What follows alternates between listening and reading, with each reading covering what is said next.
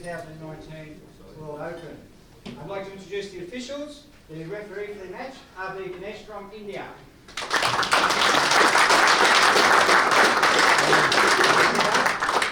The marker for the match, Mr. Darren Taylor from New Zealand.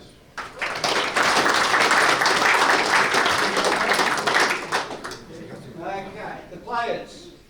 Mr. David Causier from England.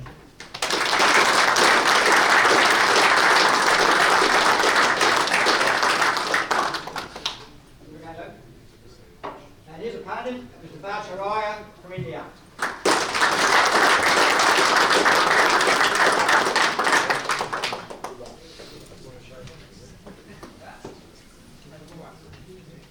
Okay, the match will be 90-minute duration. I'll hand you over to the referee to get the match underway. All the best.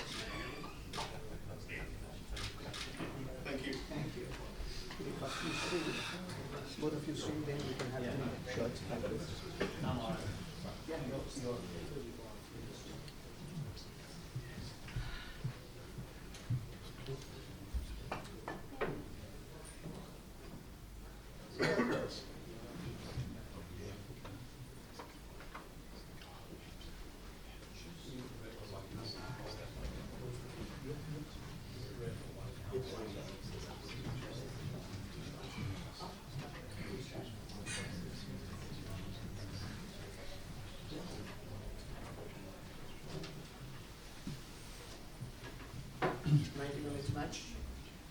Dhvaj, and you have to start with a white ball.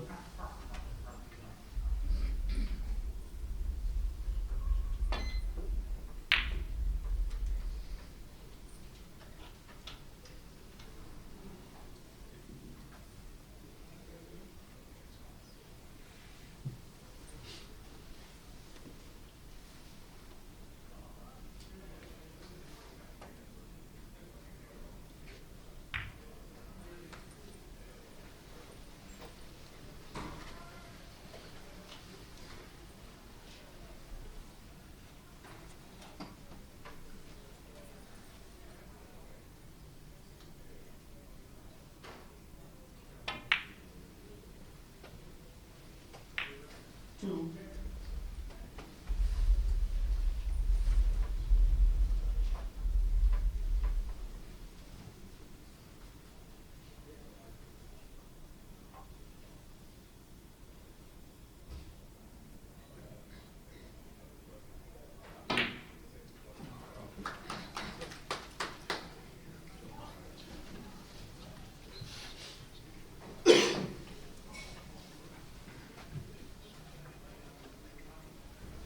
Eight.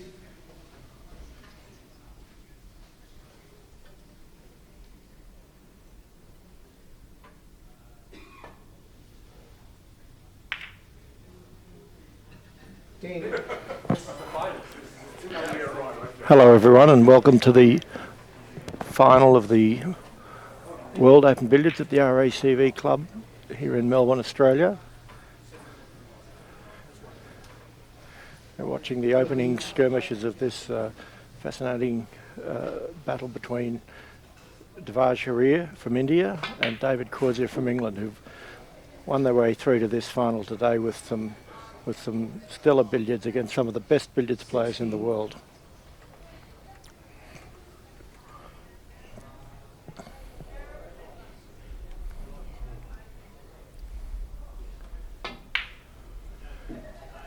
The opening skirmishes in this game have just gone Dhvaj's way, and he's got himself in with the first break of the game. Just setting himself up for a top of the table position in 3 or 4 shots. We've had some wonderful billiards here the last 2 days here at the RACV Club and also at the Yarraville Club. David Causier in the final tonight made a 655 break yesterday. Incredibly, that was in a 45-minute match. Dhvaj Haria has come through a pretty tough side of the draw to reach the final here. At 25 years of age, he's one of the real up-and-coming stars on the billiard scene, and he's a frequent visitor to Australia. He's been here half a dozen times to play in the Australian Open and the Pacific International. But this is probably the best result he's had in Australia so far, to reach the final of this tournament. He's just lost position here by leaving the red short on the previous in-off, and he's just now having to play some catch-up billiards to try and establish his position. But he's lost the white there, so he'll be playing safe shortly and just trying to put the balls behind the baulk line to leave them safe for his opponent. So that's a very good safety. He's got the red into baulk. Just beautiful touch, and he's left his white in a safe position near the top cushion.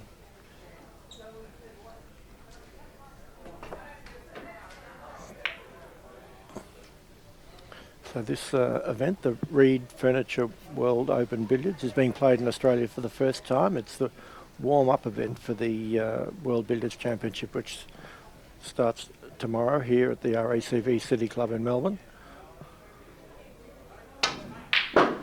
And tremendous opening shot there by Dhvaj Haria, potting a long red. That's really a snooker shot, but he's played that beautifully. Unlucky that for him that he's finished on the cushion, leaving himself a difficult shot next up.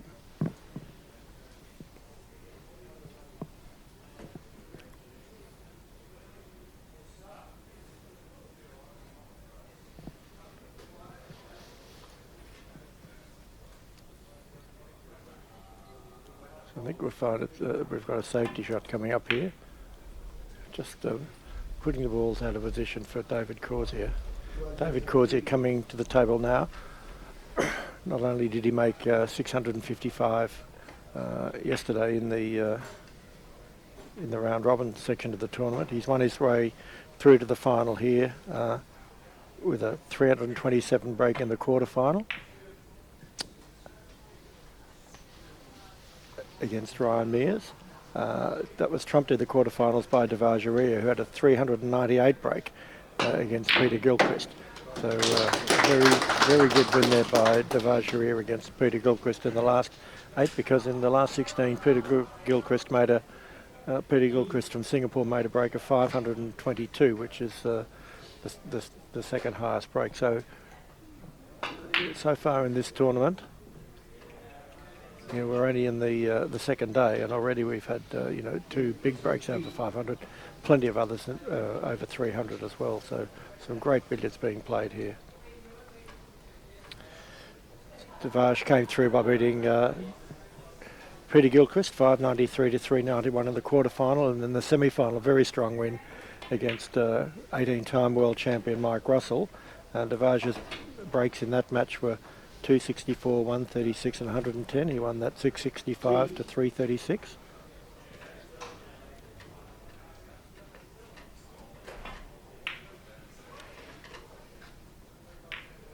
And David Causier had a comfortable win in the quarterfinals against Ryan Mears, 695 to 293 with a 327 and 120. And in the semi-final, he accounted for the Australian number 1, an 18-time Australian champion Matthew Bolton, 725 to 233 with 100, 186 and 164. So very, very solid break making by these two great players. Contrasting styles between these two. Dhvaj is an elegant classical left-hander, very, very beautiful soft touch around the top of the table. David Causier is a wonderful player at all aspects of the game, but perhaps his strength is in his recovery shots and his willingness to as he says, chase the balls around the table until they turn up into a good position. But he's a wonderful break builder with a high break of over 800 and 3 world championships to his name. So definitely one of the big favourites for the world championship here this week.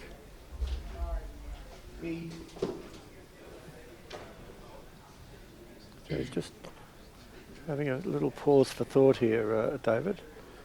Perhaps undecided as to what shot to play. He's just playing a very nice little gathering shot there to bunch the balls together on the side cushion with a view to popping the white towards the spot and just trapping the red where he can work on that. Didn't quite get the jaw on the red that he would have liked. He had to go in off it, but nonetheless, no trouble. He's got both balls in the open with a choice of a long in off the white into the top pocket or in off the red into the middle pocket. And the general principle in billiards is you play the longer ball first because you have less control over where the object ball goes, and then having done that, you play the easier shot into the middle pocket, and then you can position that ball more precisely, which is exactly what David's doing here.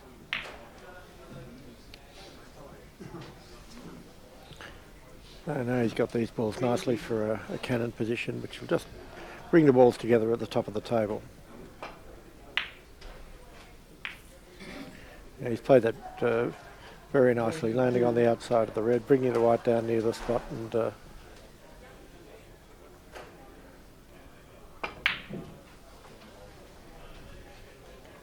getting in nice and close at the top of the table in good position.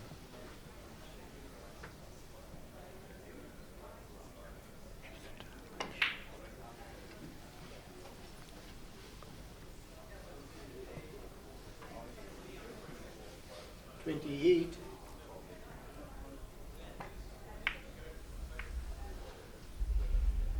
$30.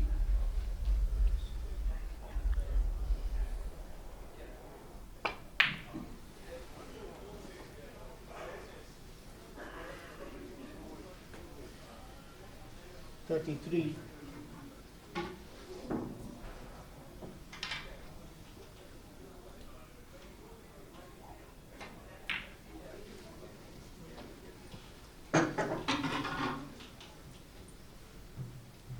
35,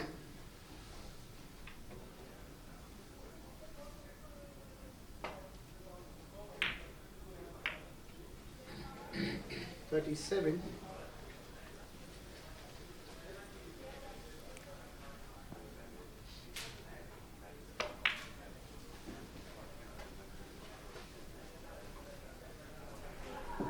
39,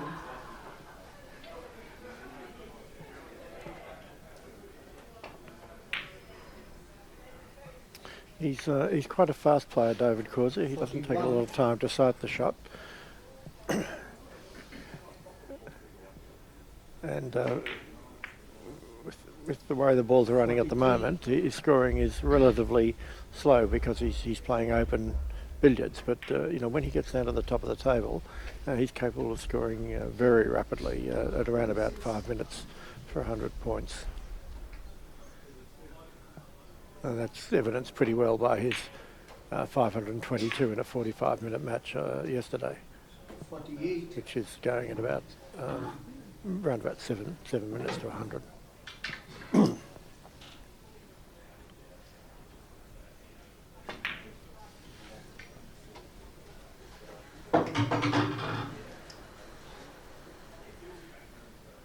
Fifty-one,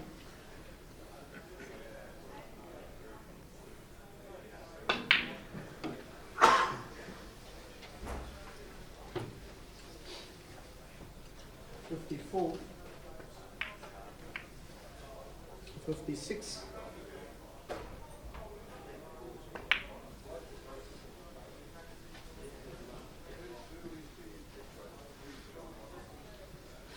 59,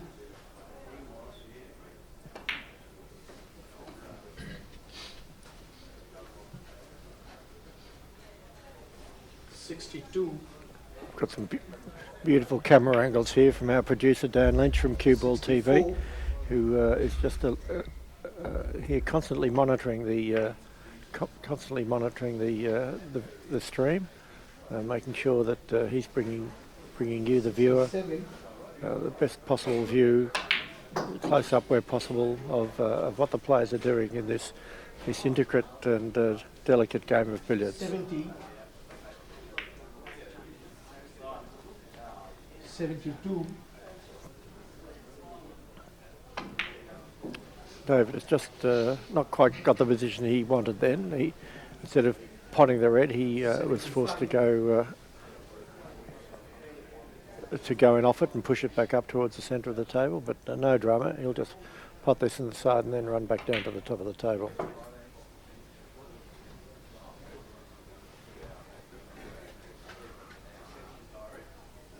$78,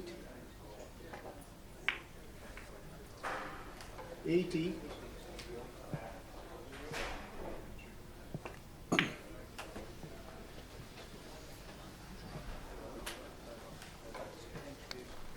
83,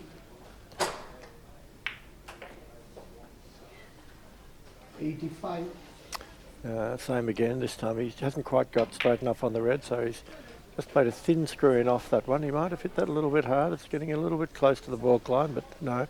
Beautiful touch by David there, and he's just left that a few centimetres outside the baulk line, and once again he'll pot this on the side and run back down towards the top of the table.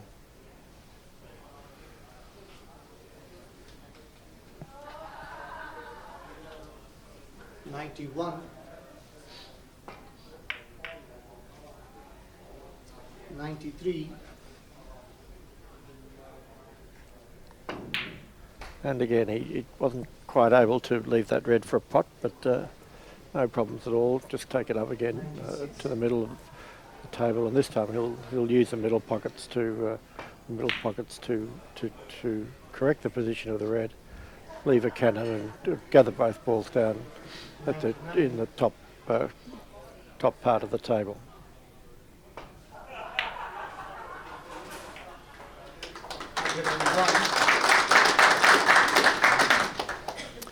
The applause you just heard there was his 100 break, the first century of the final, but I can assure you it won't be the last. These guys can really pour it on when they get going. That's a very good shot. 106. Very good shot there by David to leave it nice and off the white there, and he continues on his merry way. 108.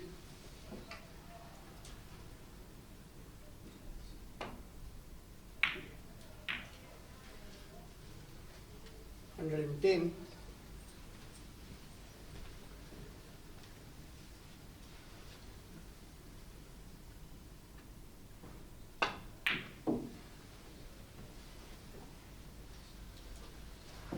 113.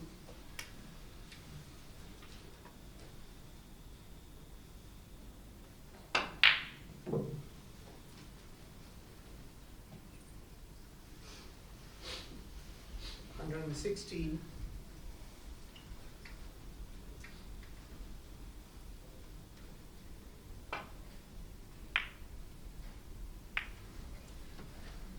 118. Difficult position David's left himself here with the 3 balls lined up along the top cushion. He might just have enough of an angle to be able to... Oh, not sure what happened then. I think he played a cushion first shot then, but didn't catch it right. So a lovely 121 break there by David gives him first blood in the final.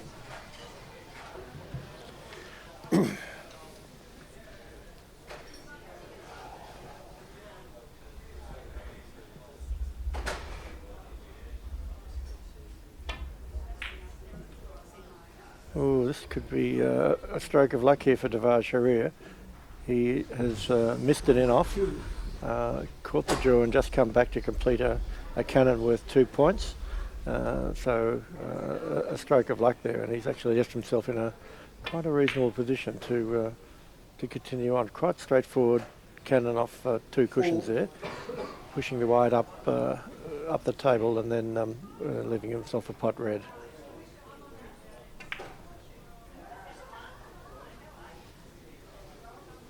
Just gone a little bit far on that one, but no problems at all. He'll be able to go in off this red and bring the red in and out of balk. It's what's called a forcing shot, bringing the red up and down the spots on the centre line of the table, which he's done perfectly. And as long as the red is on that centre line, there's in almost any position there's a shot on.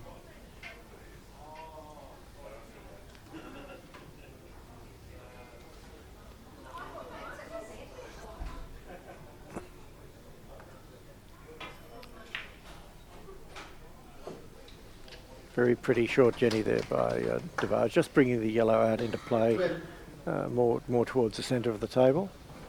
And now he's going to play a cannon towards the red. A couple of different ways of playing this. 14. And he's just got a bit full on the red there. Leaving himself either a very thin in off the white or possibly a run through off the yellow, I mean. We'll see what he does.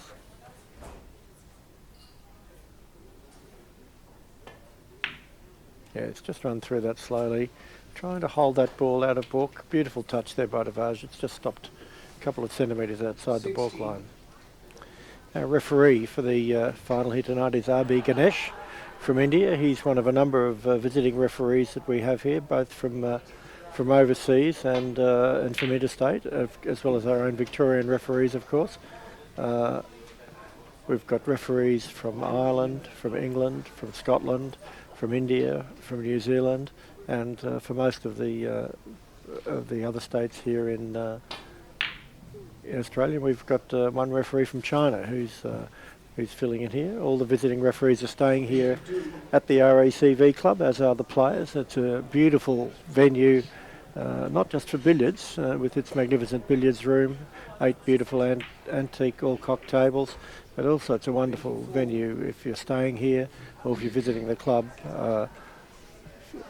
It has accommodation, 130 rooms, a variety of dining options here in the club. There's half a dozen different restaurants, ranging from fine dining to very casual dining. And if you're in Melbourne over the next few days, you should come down to the RACV club in 501 Burke Street in the city and have a look at the billiards. It's really a sight worth to see. We've got the top players in the world are all here, competing this week for the John Roberts Trophy, the oldest World Championship trophy in existence. It's been around since 1870.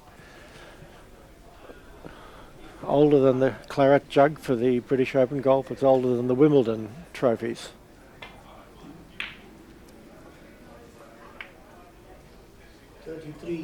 So make a beautiful silver trophy dating from 1870, which is here at the RACV club on display. It's the first time it's left the United Kingdom to come out here for the championship this year, and it's really been a coup for the organisers to be able to get that beautiful trophy out here.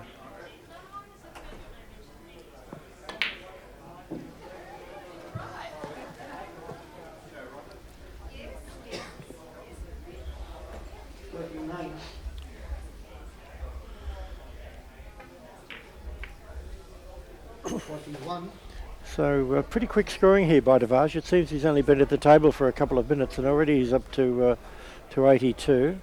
As I said before, beautiful left-hander. He's got lovely touch, especially around the top.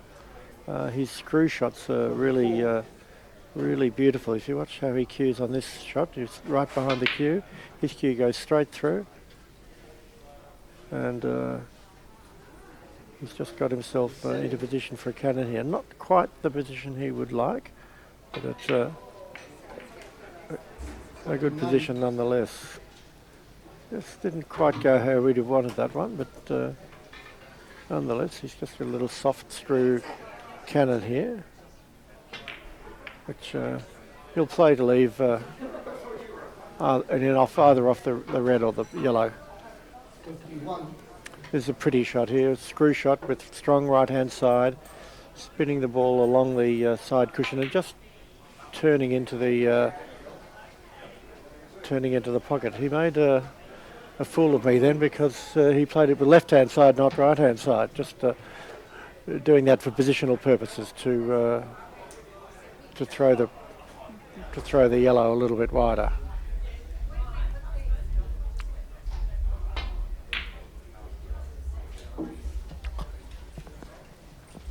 Yeah, come on, put it in.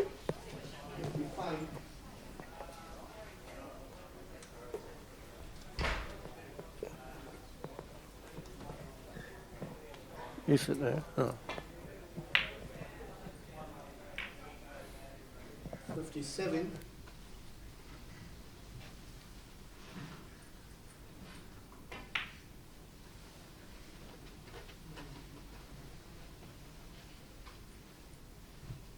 $60.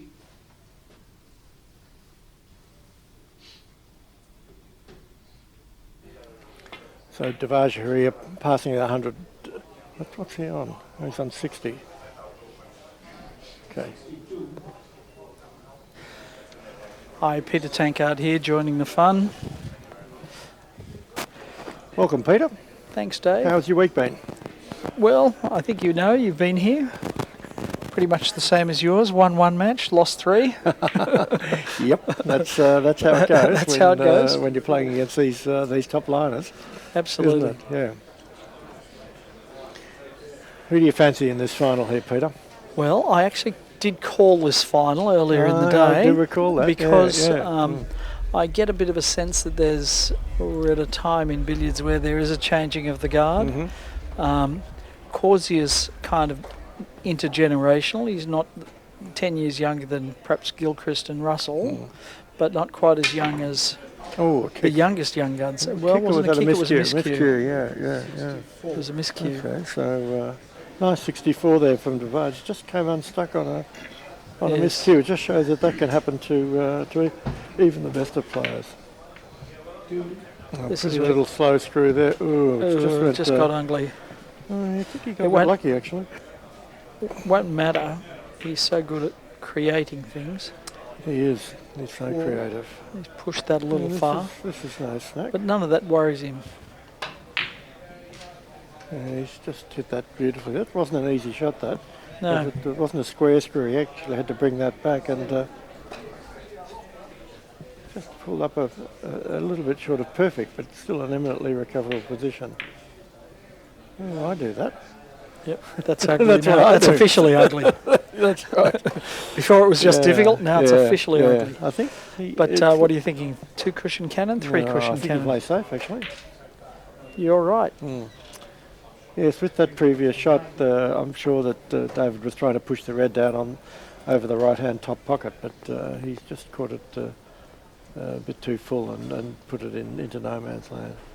And Dhvaj has got an option here. He can play safe, but he's got quite an inviting cannon, which he's gone quite close to, but not not quite close enough. But however, The way in he's playing left that it. shot, he's left the yellow on the ball cushion, so a bit of a shot to nothing really, and it's no good chance. David's decided to have a bit of a lash at that again. Have you seen the way he tilts his close head as edge. the ball goes round the He angles? does, yeah. It's fascinating to watch, really. Well- This is the first time I've seen him play Oh, really? in person here in Melbourne. You, Yeah. Peter, have been over around the world watching billiards Yes. for the last 3 years, so you've seen David play plenty of times. But it's always interesting to see, a He's- new top-class player. He is a force of nature. Yeah. Oh, look at this for a beautiful shot, will you? What a Yes, beautiful what a shot. Rick. Lovely Thick shot. one through his strong side, along the ball cushion to bring the white out into the yellow out into a beautiful position. And that even got a reaction from the normally taciturn Causier. Yes.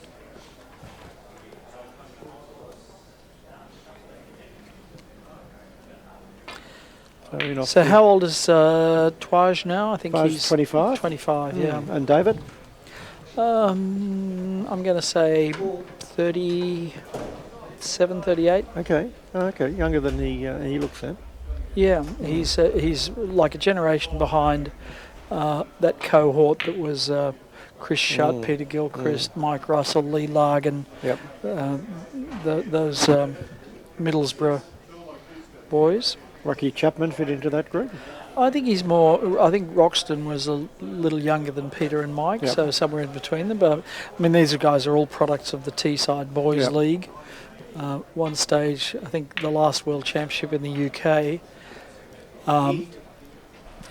3 of the 4 semi-finalists were from the town of Middlesbrough. Right. Population 100,000, Yep.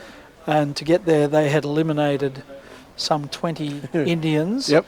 Population 1.1 billion. Yeah. So it just shows you the value of coaching from an early age, and the sharing of shots. This is a game that's built on knowledge and passed down, master to apprentice, father to son sometimes, over a long period of time. And that Middlesbrough cohort is just unbelievable. They've won everything.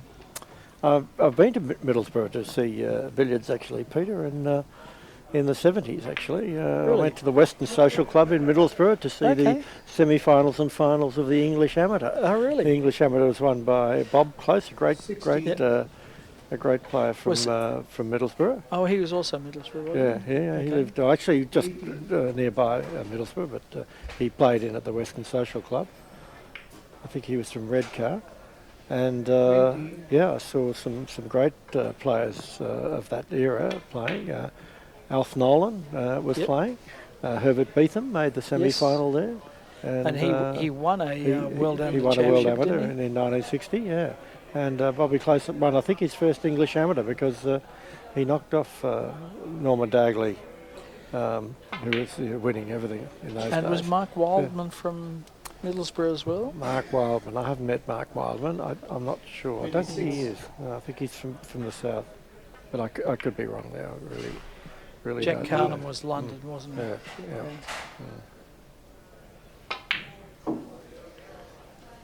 So we're just seeing Dhvaj now. He's reaping the fruits of that beautiful run through and off that he played. He's in absolutely perfect position here, and he really has got a beautiful touch Yes. at the top of the table. He's a very, very fine player, and Well, he's got the high break today at 399, and his opponent had the high break yesterday with 665 or 55. 38. not quite right, Peter, because Peter Gilchrist got a 522 today in the last 16, corrected. and Mike Russell got a 520 in that round here. But those matches were played So I in was the wrong morning. twice. Twice, yeah. But that's not, you're not always wrong, Peter. You're not Less than right. You're not ever wrong. You're not. Yeah. Can I just say I was poorly advised by Simon Fortune, who's standing behind me. I operate off the advice of others here, David, and I can't be held responsible for anything that comes out of my mouth. So here's Dhvaj going along beautifully. He's pushed the white onto the top cushion now in the perfect postman's knock position. But these days people don't like to play too much postman's knock. It was very popular in other times. Bob Marshall, the great Australian champion, was a proponent of postman's knock. And some of the great Indians have been proponents of postman's knock, but Geet Sethi being the prime example. But these days, with the balk line rule, which we aren't playing in this event, postman's knock has tended to go out of favour because it's far more difficult to play that form under the balk line crossing rule. And also, I think they're breaking down too often with tight covers on the second object ball. Nah, the great postman's knock players never got covers. So what they do now is when they get it on the top cushion, their first aim is to try and knock it away and just get it back up a little bit closer towards the spot. So you watch Dhvaj here in a couple of shots. He'll be trying to just knock the yellow ball, 5 or 6 inches away.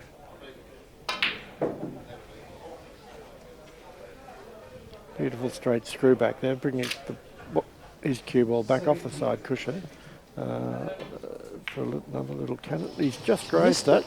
Oh no, he missed it. Okay, that was a pretty delicate shot, that. And nice break there from Dhvaj. He's just leading by about 40 points in this 90-minute final, so we've got about an hour to go, and anybody's game, of course, at this early stage.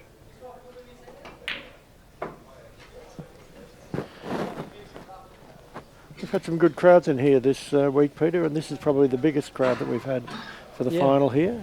Well, Dan I can't get a seat down there, and okay, so Dan Lynch might just to have come early. Pan around and show us the audience sitting here at the RACV watching this match. Okay.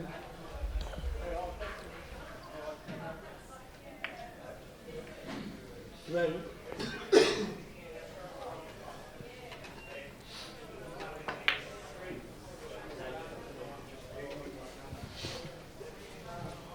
But a lot of excitement here in the RACV club for this event being here. The members have really got behind the event. They've been buying tickets.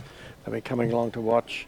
A lot of them are playing in the event. There's probably half a dozen RACV club members, including the resident professional here, Robbie Foldvari, who have played in the event.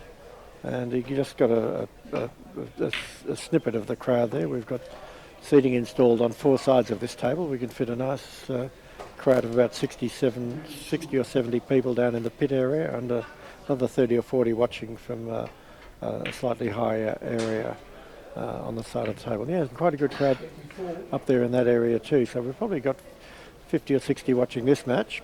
And of course, when we get into the serious stuff with the world, another miscue. I just think he got a double kiss there, Peter. No, he got a miscue, Dave. Yeah. Okay. Yeah. So good. Thanks, Dan. Good shots of the crowd there. A few empty seats, but that was a surprise, I have to say. 3.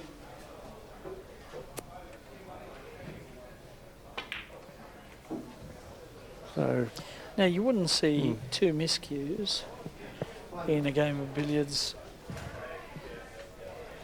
well, depends Typically. who's playing, Peter. If you and If I are I'm playing, well, I did there's plenty of miscue. miscues. I did miscue against Robbie. But I mean, at this standard, it's pretty unusual. Yeah. Look at that for wonderful Pace pace control. control. They took the words right out of my mouth there, Peter. He's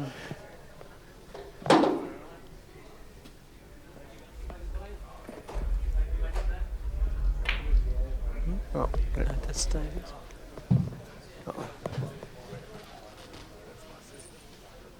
Ten.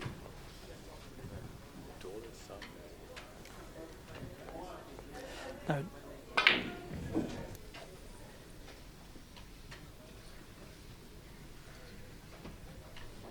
13.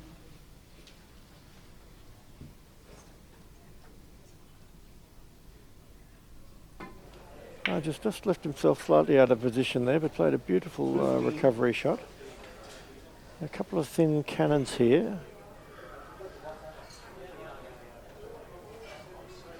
And it's that's a beautiful shot. Just nudged that.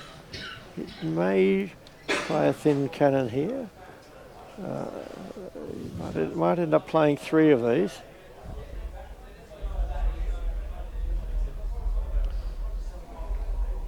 That's beautiful. Each time he's just spreading these balls a little bit further apart until eventually he'll leave himself a shot that isn't quite so thin and enable him to get on the red to pot it, and that's what he's done now. So very nice little sequence there from Dhvaj from a quite tricky position. He didn't try and recover position in one shot. He knew before he even started that it would take 3 thin cannons to recover his position, and he's done that. And Peter, you're staying here at the RACV this week? fantastic. Yeah, wonderful. Only because you made it mandatory, David. No, it's been fantastic. We've had universal acclaim for the rooms. Some people, I think, have reported this is the best place they've ever stayed in. So, yeah, that's very pleasing for us to hear. There's no doubt that this is a wonderful club. I have to say I'm a member here, but you know, the reason I'm a member is it is such a wonderful club. And, so you're not like Groucho Marx then? Yes. No. Who famously said, Yeah, I'm not prepared to be a member of any club that'll have me. Yes. So there's a good opportunity here for Dhvaj Haria to establish a bit of a lead, and in this game he's got himself in here. He'll want a jaw here, just to. No, he didn't quite get the jaw he would have liked. Yeah, that would be on. But I don't think he'll worry about that. He's a wonderful long straight potter, and he'll actually be looking to screw this back. A few inches. Yeah, he'll need to screw it back about 6 inches or so to get the position he wants.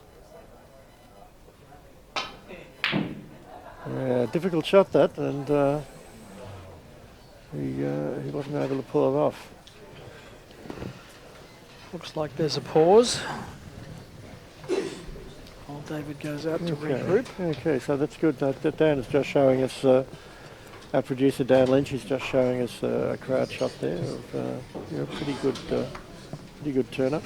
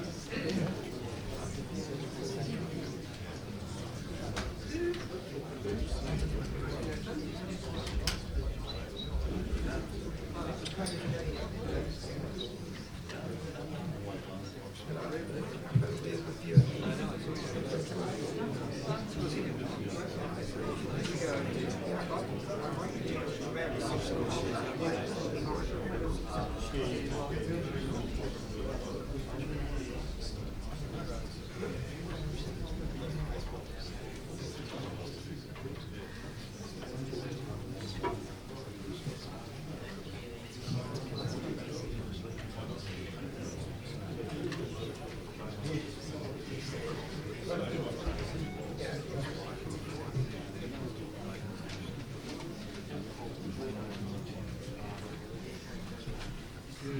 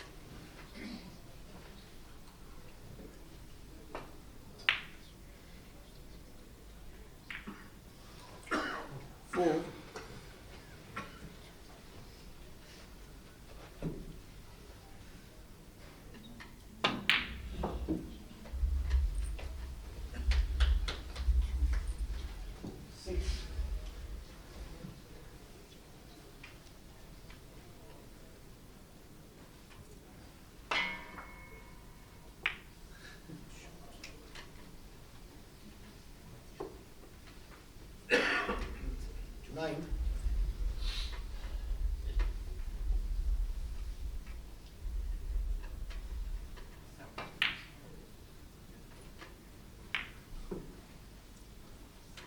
Living.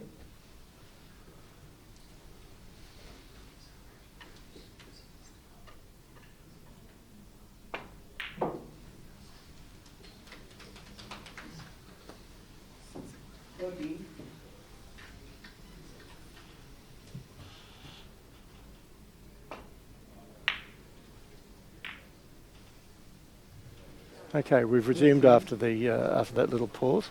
David Pitt with you in commentary,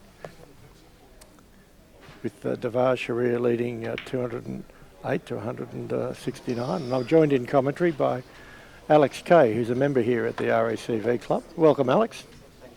Having me, and it's nice to be able to come up here and get a different perspective on the game. Yeah, that's great. So you've been here all week, Alex, watching the matches? I have. I've just come back from playing over the other side at Yarraville and enjoyed that, but now we're watching the good players, and it's a very interesting match so far. It is, yeah, it is. There's been some great... what is the score? Some great billiards so far up here. So... 26. David Causier back in, just bridging the gap now. There's only about 20 points of difference. So with 46 minutes to go, we're at the halfway mark of this match, and obviously with the score so close, it's anybody's game. So the next 20 minutes or so will really tell the story of this match. David's left himself a less than ideal position here. He's playing a screw cannon. Didn't quite get the red full as he would have liked, but he's got a bit of a lucky kiss there. It was like when I played you yesterday, Alex. You know all about lucky kisses. Like that, yeah. Because I got all of them. Got a bit of luck, but that's what the game's about. Yeah, and, you know, when these players that they generally do have their luck like a lot of other people, but they just seem to be able to manipulate that ball around to, as he's done here, and it's a beautiful shot. So Horace Lindham said that billiards is 50% skill, 25% nerves, and 25% luck. And you know, sometimes it feels when you're playing that it's more like about 90% luck, but that's not really the case. So nice little shot by David, nice, a touch shot. nice drop cannon. Just dropping the.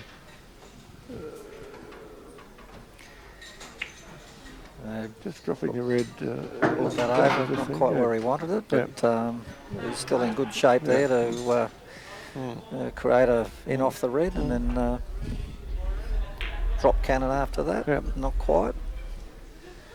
So I haven't been out in the room, Alex, but it looks like there's a pretty good crowd in there. They're watching. Must be 60 or so people out there having a look at the game at the moment. That's right. They're enjoying themselves as much as I am, and it's a pleasure to watch these people play. It really is. But the amount of time that they put in to get to the level that they've got to is just immense. And I think David actually he practices something like 3 hours a day. It's right? interesting, David. He's got a full-time job as a bar manager. I think his family's in the hotel business, and he goes to practice in the morning on his way to work. So he puts in a couple of hours practice each morning before he goes to work.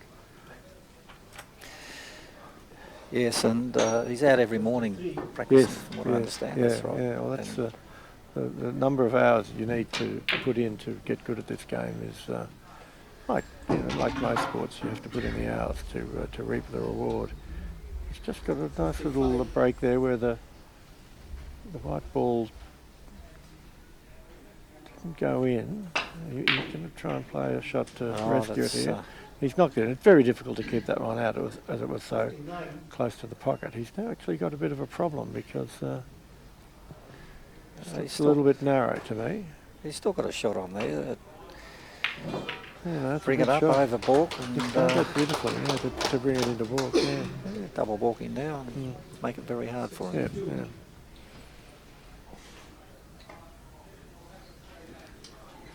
Yeah. Okay, so that little break of 62 there, it's just put David Causier in front. 43 minutes to go, and advantage Causier in the sense that Dhvaj has to make a decision as to what to do here, whether he just plays safe with his ball or tries to attack his double balk and score off it. There's no obvious shot that he can play to score here. His best hope might be just to try and disturb the balls, because David's left himself a very simple position to pot the red or play a fine and off. Can I have a go? I think he's just going to try and knock the yellow into the corner. No, he hit it quite hard. So he's that's a bad result, because David's got a simple in off, and now the white is out in the open for him to develop.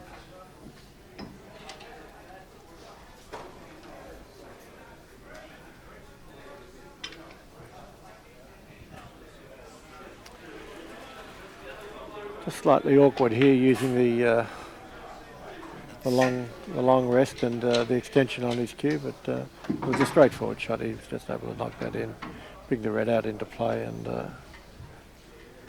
we'll see how he develops this from here. One of the interesting things about billiards, Alex, is that there's, as you know, there's such a variety of shots. He's got about 6 or 7 shots that he could play here, and different players have different choices as to what they might do. So he's elected to follow that in. That's a nice shot, because now it sets himself up for a drop cannon to bring himself back straight back down to the top. Hopefully we get back in the top of the table with that shot, and he's got a reasonable result out of that. He's got a good result there, going onto the far side of the red, but he's left both balls in front of him, which is what you always want to do, and he's got this nicely.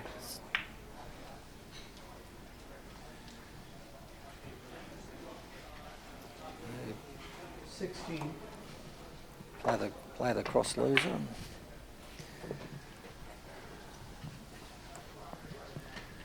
brought it in good position for a in off. He'll bring it up and down the table.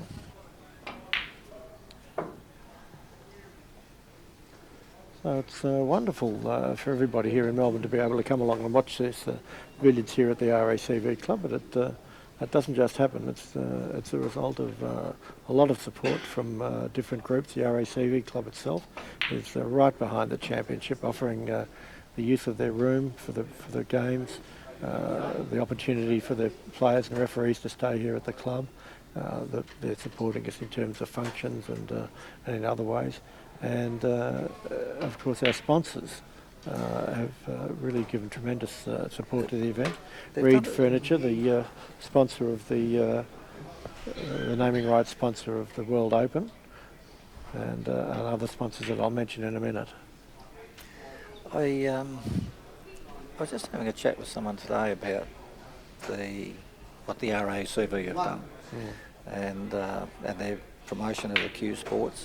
It's been terrific. Ideally, I think this is something that maybe could be looked at down the track, that maybe get this event over here in a 3 or 4 year period and have it. It's something to think about. It definitely is. You're getting a bit ahead of yourself there, Alex, but yeah, definitely. This is such a great venue. All the players have been full of praise for the accommodation and the playing conditions. As I was saying just before, it's our sponsors that have enabled it to do them. Sport and Recreation Victoria, the Victorian government, has been a major sponsor of the event. That's right. The RACV club, of course, the naming rights sponsor here, Reed Furniture,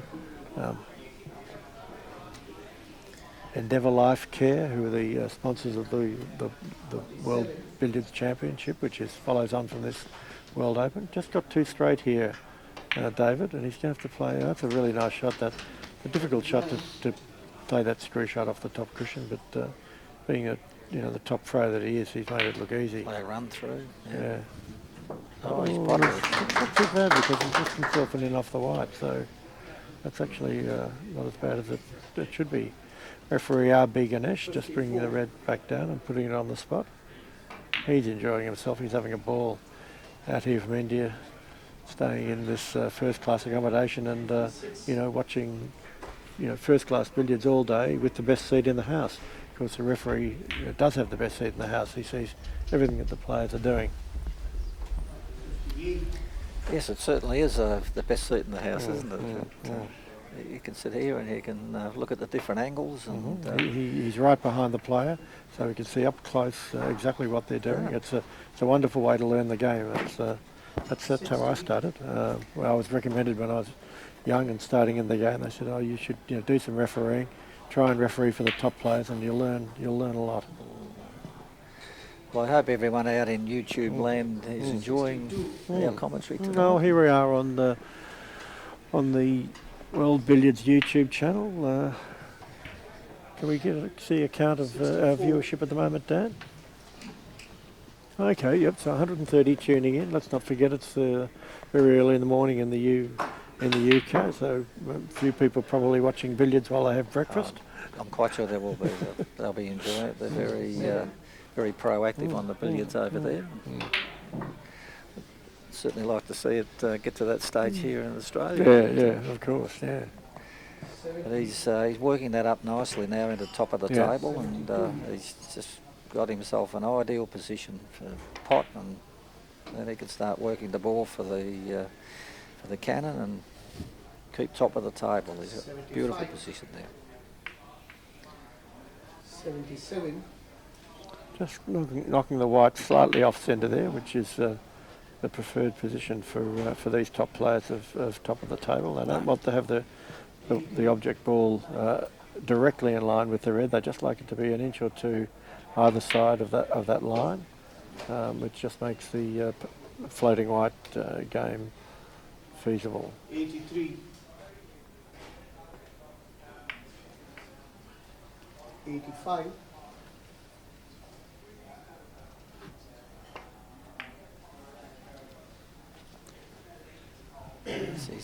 he's still keeping that good position, and he's, with the white over as far as it is now, he's just got a little bit of room that he can work that back possibly. No, he's just pushed try it and out and knock it up there. Oh, it's just pulled up.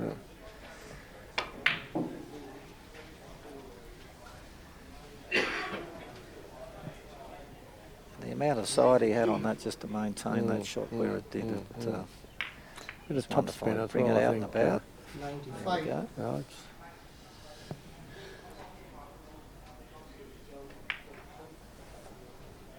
$97. Just pushing the white off the top cushion there to leave it in off. A couple of slow shots. It'll take you another 3 or 4 shots to bring these back He's to on a the 97 break now. to the top of the table. 99. That's the 100. There's a big crowd at the moment too out there watching. Yes. It's I just think that's David's second century of the match. Gives him a lead now of just over 100, and yes, pretty handy 101. time to be doing it with 34 minutes left in the game. You know, another even another 50 or so, but certainly another 100 would start to make it very difficult for Dhvaj to get back into this game. So He's certainly building a good momentum now, isn't he? Yeah. He's got the balls exactly where he wants them, nicely controlled. Drop cannon coming up. In off the wide if he needed to. He's not in any great trouble there, and bring the red right over the other side. Lovely pot. Shot, but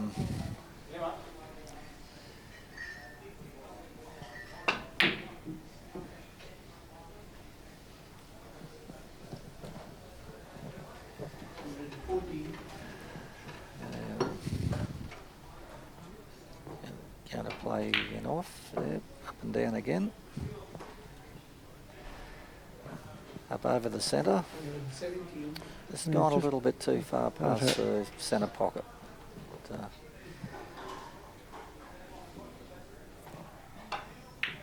played along Jenny. Got that very nicely.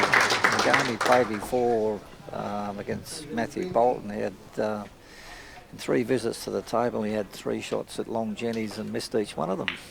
That's incredible, Alex, for these top liners. They would usually miss about 1 long Jenny a month. So That's right. Yeah, extraordinary. That's right.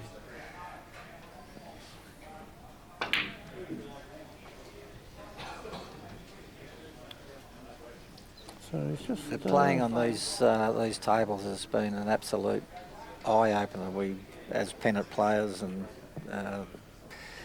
other games we play in the Australian Open and Pacific International, the tables, the cloths aren't as quick and the cushions aren't as quick, and you have to adjust very, very quickly to the conditions. And a lot of players that are coming in there and having a match will struggle with it, but a lot of the overseas players don't have that issue because they're playing on those conditions every time, just about, that they're playing. Well, that's not quite right, but they have been full of praise for for the conditions here at the RACV, which the tables here are maintained, of course, by Alcock's, another of our most important sponsors, who have looked after the tables here at the RACV Club for 115 years, and they do a beautiful job of setting up the tables for championship players. We've seen with the big breaks that have already been made in only 2 days, highlighted by 622 by David Causier yesterday, 655, and a 522 by Peter Gilchrist today. So another 500 by Mike Russell. So they're already early days, but they're pounding in some pretty big breaks here, and we expect to see plenty more of it with the World Championship, which starts tomorrow, Tuesday, and runs through until Saturday. I'm quite sure there'll be a lot of people out looking at that tomorrow. There'll be some wonderful matches coming up. There's some very fine talent from around the world. There's a lot of players from different parts. 153. And they're going to have some pretty tough competition, these guys. Pretty tough competition. You're playing, aren't you? I am playing tomorrow, yes. Who- My first opponent is David Causier. Oh, so, well, we're watching him now, so I think he might have his measure. I'm hoping he might be a bit tired after tonight because I think we're on at 10 o'clock in the morning. So anyway, we'll see what happens there. Well, I know what's going to happen there, but nonetheless, I'll enjoy the game. It's always fantastic to play against these top liners. You know, you can enjoy those games just as much Absolutely. as playing against a lesser player. And it's a thrill to to play against a world champion. A thrill that's not really possible in other sports. You can't just rock up and get a game against Roger Federer. And you can't play cricket against Steve Smith and Pat Cummings, but the ordinary club player, by entering in some of these tournaments, can actually get a game with the world champion. And I've played 2 or 3 of them in a time. So Welcome back to Peter Tankard. He's come in for a visit and is watching what's going on as well. 174. And he's now on a 174 break, and he's got very, very good control of the ball at the moment. And 177. he's doing exactly as he wants. So highly likely, with this break building as it is, up now to 177, that this is going to be the match-winning break. It's starting to get towards the point now where time will become a bit of an issue for Dhvaj, but just as importantly, he's got a bit of an issue about getting on the table and scoring some points, because David isn't going to be giving up this table easily. Absolutely. He's just controlling that very, very nicely at the moment. Beautiful control. Can you just hit mute for a second? Just hit the mute button. Oh, it's not on. That's it. We'll just go off there.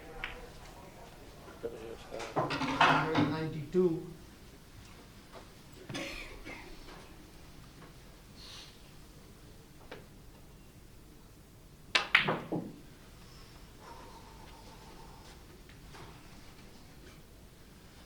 $195. 197.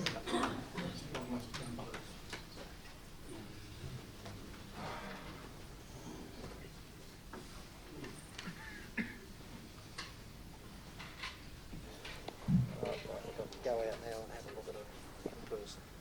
See what's going on. It's going to be very, very interesting. Yes, I'm back in commentary because I can't actually get near the table. There's people everywhere. Welcome again, Peter Tankard, joining us again. It's a better view here, David. It's a great view here. It's a wonderful view. We've got 3 monitors in front of us, so we can see the view from each of the cameras.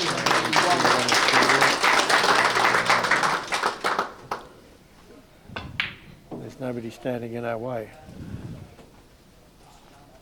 201 now for Causier, so a really solid break in the middle part of this game. Yep. Just it's where a lot of matches are won, isn't it? In the beginning of the second half, he went to the toilet about halfway through, and whether that was the call of nature or regrouping his thoughts, we can't know.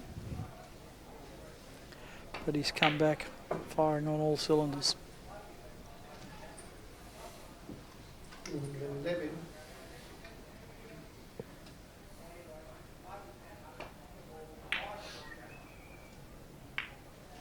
Got such a lovely pace control on that drop cannon, but I think it's because he hits it so accurately.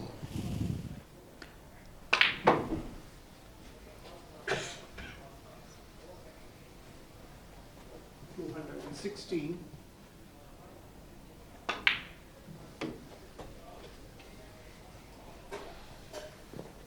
219. Great curious, David. He's got 221. wide range of shots and great cue ball control, and he's not afraid to give them the tonk. Give them a tonk if the situation He does give demands them it. a tonk. He's giving them less of a tonk now than he used to. So thanks But, for chatting along, Peter. It's been great to be here, and I'm now going to hand over to Grant Medley to give us some expert insights into the game of billiards. Thank you, Peter. Thanks, Dave. Cheers.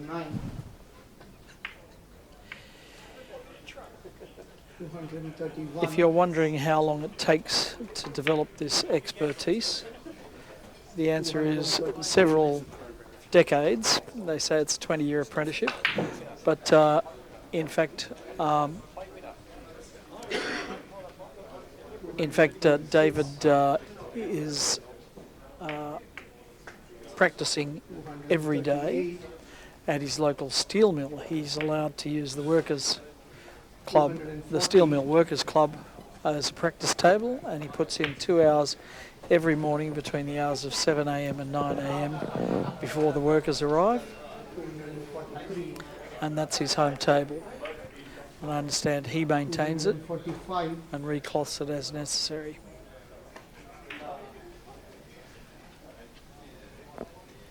Joined by Grant Medley, who won the plate event today, I've just heard. Good evening, Peter. Yes, I did. It was a Well done, Grant. fantastic day at the Yarraville Club. Played Josh Burns in the final. Josh had a fantastic day out there at Yarraville. He had a 140. 140 break, and in his next match he had a 98 break and covered himself. So Josh was in fine form. I think the nerves got to him in the final. It was a crucial match for him. You got a little more experience. He's only 21, I think. Yeah, early 20s, Josh, and he's making great improvement in the game, and he's consistently knocking into the 100 breaks now. So he seems to have lost that stutter that he had in his cue action. Yeah, look, it is evident every now and then with certain shots, but he's definitely got rid of the old yips, and he's fast improving, Josh. Well, he could still hit the ball. I mean, it was a strange cue action, but he was still able to hit the ball. But it was a definite stutter on the delivery, wasn't it?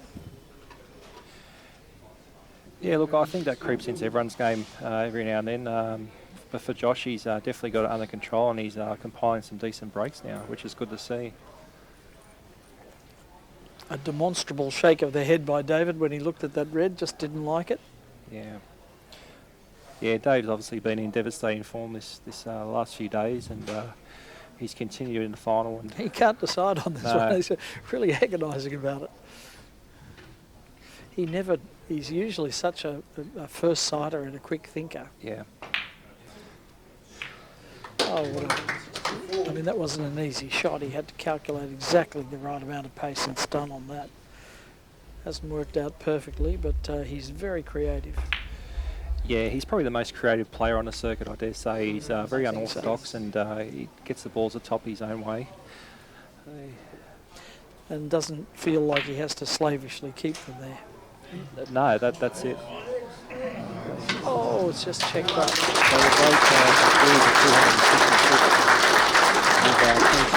Devastating with 22 minutes left. Now, it's still theoretically possible, isn't it? It is, yeah. Grant, we've got 270 in the difference.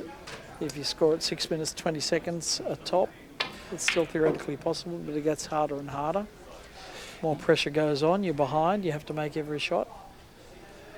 Yeah, but Dhvaj is such a cool and calculated character. If he gets the balls to top there, he does score quite quickly.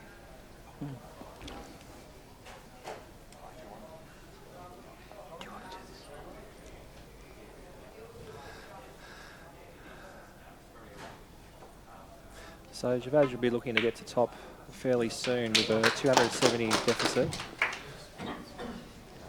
You might see his pace pick up here as he tries to get his rhythm going. And recoup the large deficit. Yeah. Very tall character, Dhvaj. He's got the longest legs I've ever seen on a human being. He's all leg, and he's got a fantastic loose grip. I'm told he's 6'5". I think Peter Gilchrist has 1/4 of an inch on him. Yeah, they did a back-to-back measure, didn't they? And you were in that. I was in that measurement. Yeah, we had a back-to-back measurement at the. And you were 6'4". I'm just a touch under 6'4", and Dhvaj just pipped me by an inch, and then obviously the giant that is Mr. Gilchrist, towering 6'6". Yep. Huge advantage to be able to reach past the blue spot. I'm not sure that you guys even know what a rest is. It is, Peter. I won't make any short jokes while you're in the commentary booth. I appreciate that, Grant, for that. I'll remember that little kindness.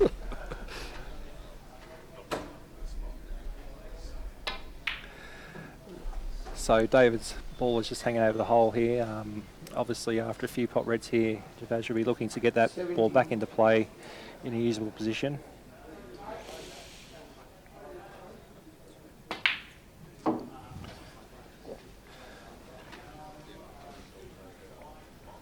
So tomorrow we've got the start of the World Championships, Peter. A lot of work's gone into the preparation of these titles. A lot of people involved in the event. A lot of hours spent. Obviously, with the new governing body, the World Billiards, obviously Billiards Australia, major sponsors. Look how tight he's got that behind the spot. But he has, in fact, kind of limited his approach now. He really has to take a couple of losers to get a red pot. Interesting note, Dhvaj, he always spots at the back of the D for his hazards here. Hmm. I've noticed that the last 2 times he's had ball in hand. Yeah, it's oh, that's perfect. Look, it only took him one shot to get that right over the middle pocket. Right over. So this is about as tight at top as you're going to get them. Yeah. So we've got 240-odd point deficit here with 19 minutes left. It's very doable with the balls in this position. What do you think it takes? How long do you think it takes to make 100 at top if you're Dhvaj Haria? Look, I think he's just as quick as a majority of the quicker players, such as Dave and Matthew, who do score quite quickly at top, around a 6-minute mark per 100. I think Dhvaj is just a tad slower. He'd probably be about 7-minute mark. He doesn't think about the shots much, so we'll see how he goes here. Perhaps he doesn't have to. It's not very often these players are put under a lot of pressure to score quickly. So this will be the first time I've actually seen him put under a little bit of pressure. So that's going quite high there. So he's going to come behind this for a recovery cannon with left-hand side, check side. Yeah. So behind the yellow, kick it back up. Didn't get as much of the yellow as he wanted there. I think he landed too high on that last shot. And, couldn't get it all. But now he's got the correcting cannon, push it back behind the spot, wick fine off the red and leave a pot red. So these are tough little shots. Very difficult. To land high on the red, so he's played that right-hand side to roll off the red to leave high. It hasn't worked, has it? No. Might have to go around the table.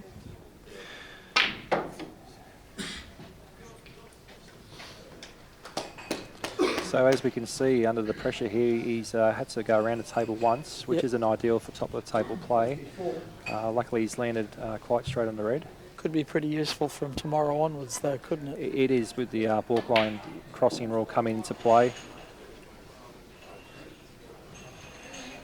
For those viewers that aren't aware, the balk line crossing rule is a rule that's been in for a few years now. Basically, it requires players to cross the balk line in between 80 and 100 points of each 100.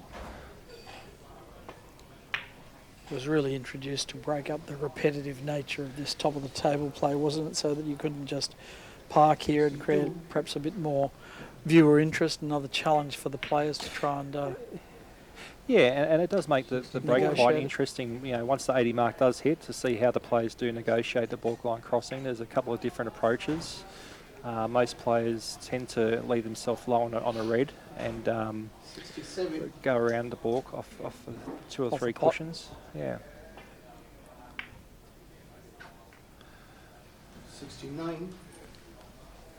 How did you find the conditions at Yarraville yesterday? Similar to this or different? I was at RACV yesterday and played at Yarraville today. They weren't too bad at Yarraville, actually. The tables are all looked after out there by the members. We had a great time out there today. We had 18 players for the plate event, and everyone had a lot of fun. You had more fun? Oh, look, yeah, I did. I was lucky enough to play young Joshua from Queensland, who's a great little player too. He's Josh Hands. Yeah, he's got a good little cue action, and yeah, he's going to be a good little player. He sure is. You can see a half ball already. He can see a half ball already, yeah. Very enthusiastic young kid, and very respectful to the players. Always comes up and says good day, shakes your hand. It's great to see some young kids playing the game. Yeah.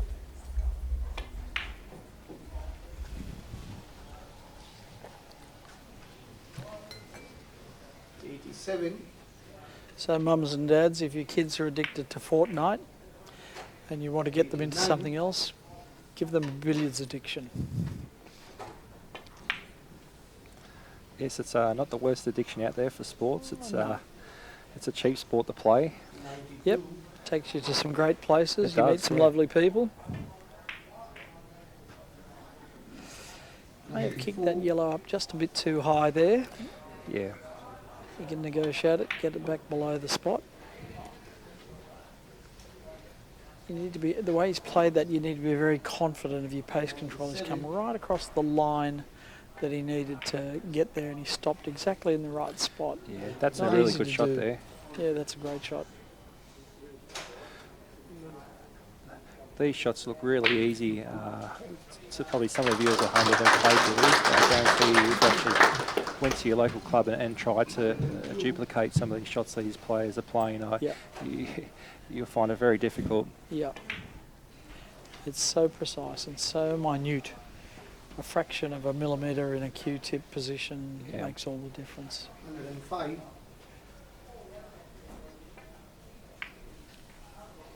The other difference I think between billiards and snooker too is that every shot is a unique shot. The relationships between the balls all change because there are only 3 balls. Yeah. So in snooker, you've really only got to control the cue ball. You've got to hit an object ball, but that goes into the pocket. Yeah. So you don't worry about that after it's gone into the pocket. You don't need to control that.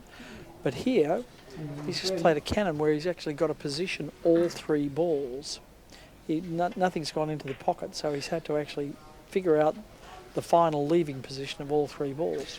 Yeah, and obviously the close proximity of all 3 balls too. You have to be well aware of what the balls are going to do once they've hit a cushion or another ball.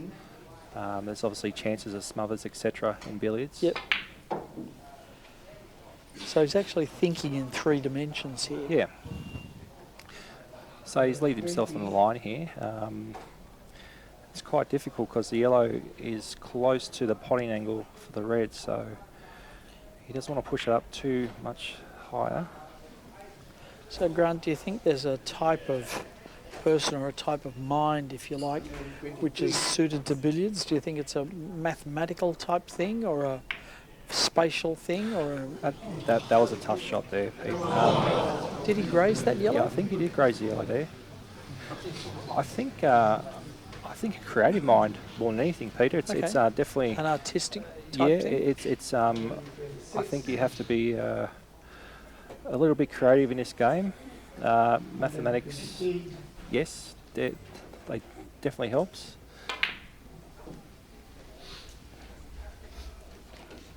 I mean, you've got to kind of be able to rotate 3D objects in your Yeah, mind, don't you? You've got to be able to figure out the relationships and the leaves of the balls. What follows what. So we're up to 131 with this break. We've got 140 points Well, of we've difference. got a match on. We certainly do. We've got 12 minutes left, so it's plenty of time there. Yep. Well, we said it was theoretically possible, Yeah. and he's halfway there. So we're looking at pushing David's ball back below the spot here. So what's in David's mind while he's sitting watching this? Miss, miss, miss? Well, we were just talking about this today. There's not many sports in the world where you actually cannot, do much when your opponent's doing the damage. It's you just have to sit there and watch, keep your mind focused, and just wait for your next opportunity. So what do you think about when you're sitting there? Are you following the balls, or are you meditating, or are you looking away, or... Oh, look, for me personally, I try not to watch what the opponent's doing, if I can help it. It obviously depends on who you're playing to. you know, if you haven't had your hand on the table, if you are playing a good player, it can be handy to watch them and seeing how they're, you know, utilising the pace of the table, etc., and playing certain shots. Me personally, I tend not to watch Peter.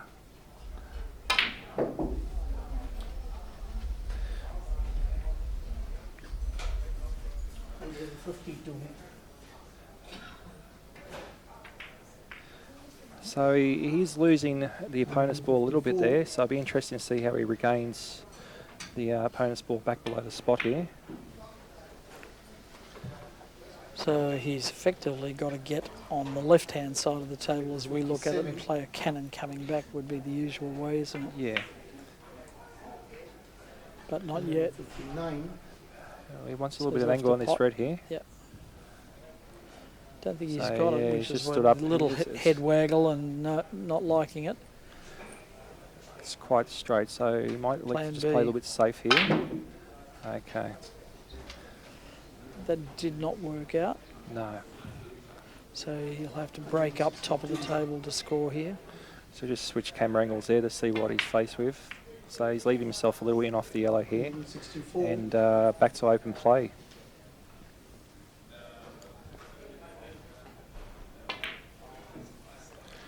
Crucial shots for break building.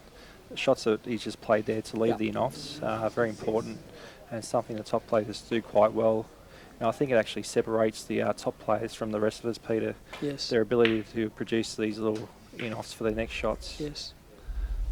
That control in the open. Yeah. So 106 points to get. I don't think he can get there, Grant, unless he gets them back to top. If he's left playing in the open. Look, he's still got I don't 9 think minutes he's got there. time. It's plenty of time. In the open? No, 9 minutes, well, of, 9 minutes of losers? Looking where the balls don't are, think so. I don't think he's got that many shots to get them back to top there. He's, No, but assuming he can't get them to top, yeah, does he have enough time? not an open play, no. No. So really that has to be the priority, doesn't it? He's Yeah. really got to find...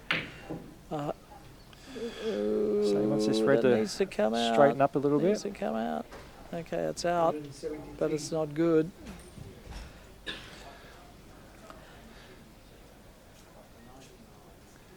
So does he it's drag got this, does he? Yep. Dragging the Drag. check. That's not ideal. Well, so short Jenny, in off the red, find a red pot, and leave a drop cannon. That Yeah. looks to be the sequence, doesn't it? The yellow's in position already.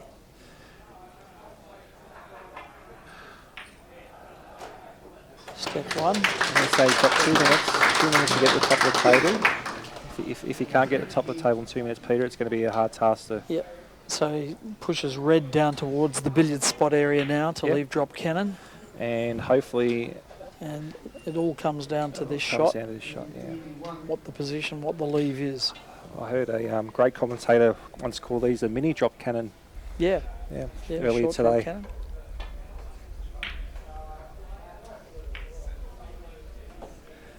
And that hasn't worked out. That's a cover, classical cover. And a miss. That's a great break, but unfortunately it's going to be hard for Dhvaj to get back to the table here. Well, yes. Now, I don't think David wants to disturb his ball stuck on the rail there. He'd have to... Oh, sorry, wrong Yeah. ball. 2.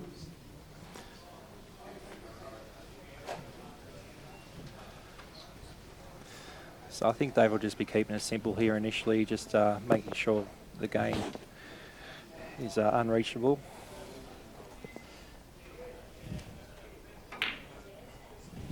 That's a great pot. The curious part is I don't think he'll slow down. You know, some players could be accused of getting in front and slowing down, but that isn't his natural rhythm. His natural rhythm is to keep them moving.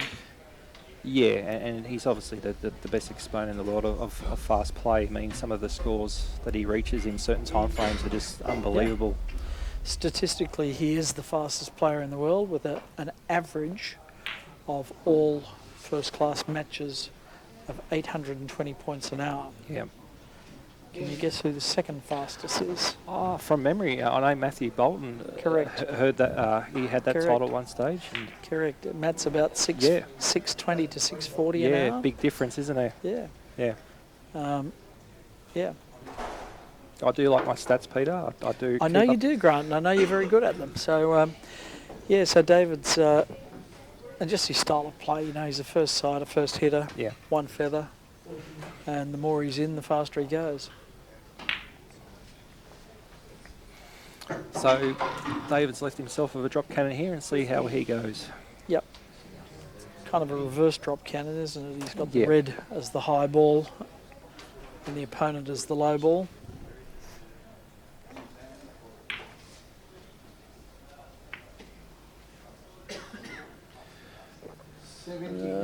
Hard to see the angle from there. Yeah, I think he's okay. Yep. He's just got to get a result here and leave it in off the white, possibly. No, okay. Won't be happening. It's a tricky pot red red on pot. this table. Look at the timber work on that table there, Peter. Isn't I it know, it's fantastic? unbelievable. Tulip wood. Yeah. It's one of a kind, 140 years old, all cocks. They just do beautiful work.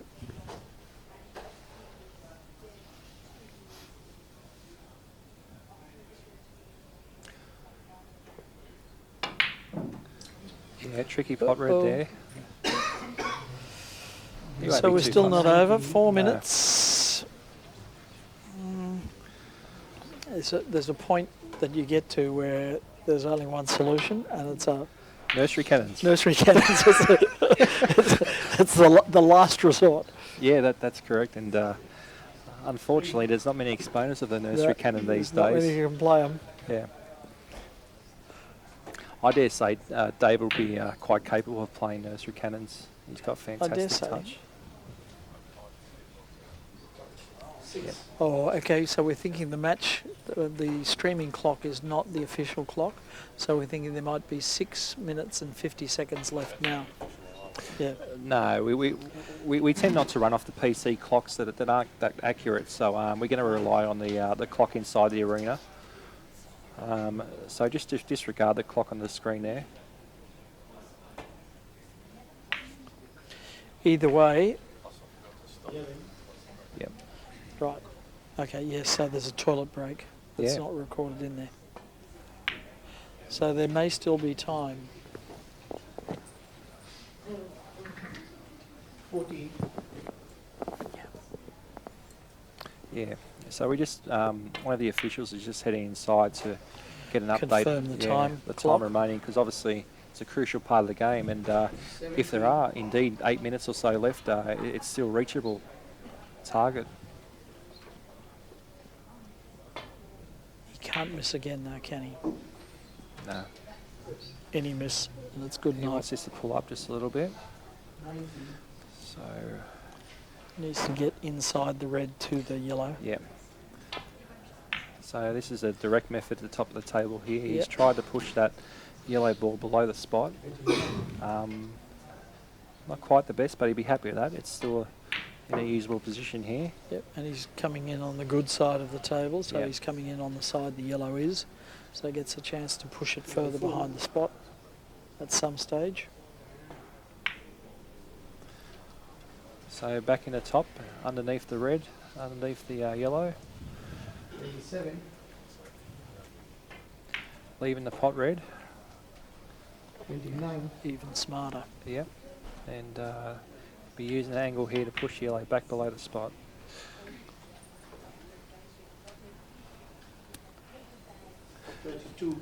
Matt Bolton calls this one the correcting cannon, which I think is a nice, Yeah. nice name for it. It's a quite useful shot to have in your arsenal. That shot.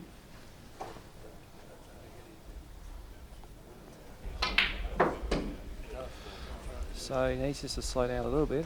He's got the angle there to come underneath the yellow again. 40. So just have a look at the cue ball, what the cue ball's doing. He's got a little bit of sight on that. 42.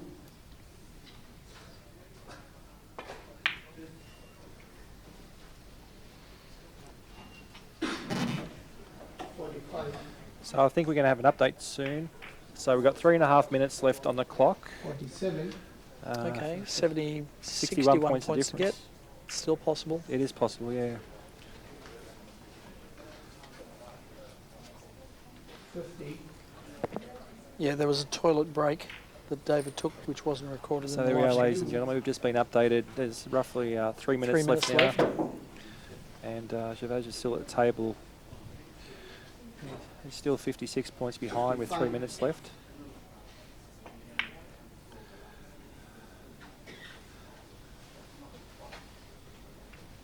He can see the clock there, so he knows what needs to be done. Yeah. So he's motoring, not wasting any time. Thought about No. reaching for his chalk, decided against it. Yeah, he's definitely motoring. He knows he's got a task ahead here, and Yeah. he's put his head down and he's really 63. focusing on the ball here. 65. This feels like the final of the World Cup cricket 67. and the Ashes, third test.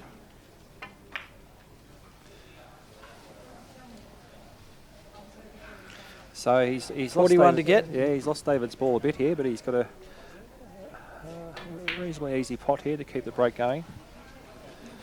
And it'll be interesting to see what shot he plays here. If, Dan, can we see the clock? 73. 75. 77. so we're just trying to zoom in on the clock here. Yeah.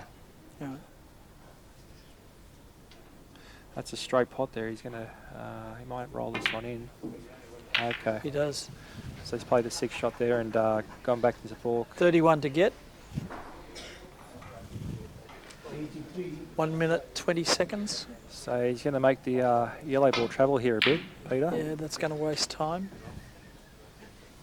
So he wants this to speed up a touch. It's too short. 85. Yeah. Cannon Maybe. off the cushion. Yeah, be rolling a little bit of luck on the red here. Contact. Doesn't come below the red too much like that. Like that. So And now they're spread apart. It's going to take more time to recover them to back together. But he's, So he's he's on the gonna trot. take- Pot yellow. yeah. Look at that. He's just said, I'm going to take reds, reds, reds. 89. So let's see how he goes here. He's definitely a great potter. That's a great pot. Come up too high. Got to go in off. That's fine. 92. Grandstand finish here, Peter, I think. So, Well, he doesn't want to be playing losers. Pots are faster. yeah. 95. I can see David in the background there just Yeah. looking at the clock and Yeah, these are too slow. He needs to get onto the red spot. Drill a couple of stun pots.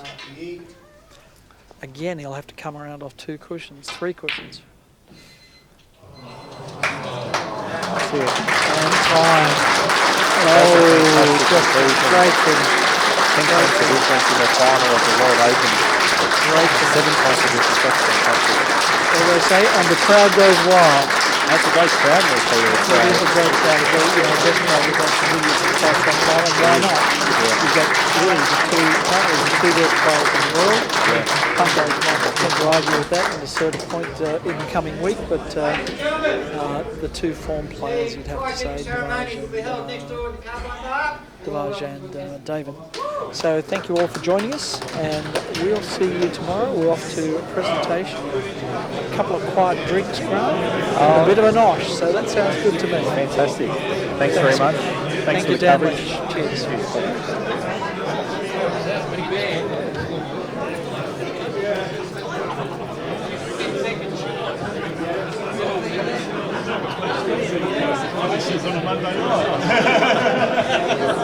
You say sign him up on Monday night. No, I said closer finishes on Monday night.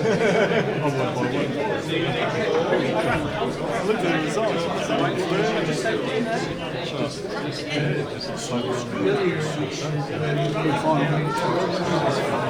It's made on time. Well, no, I knew it was 5 minutes, but someone told me that what was different actually. Was it extra?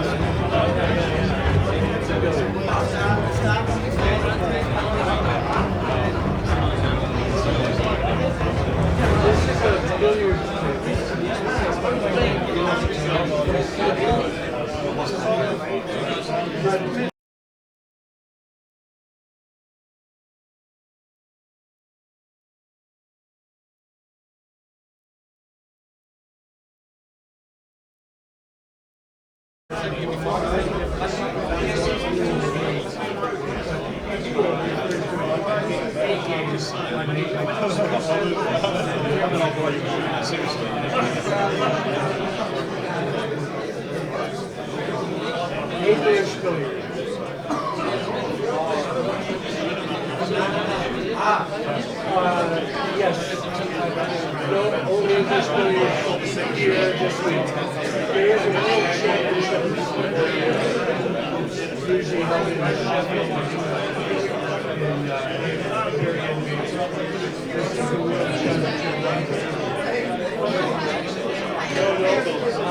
This is the first time since 1934 it's been in England.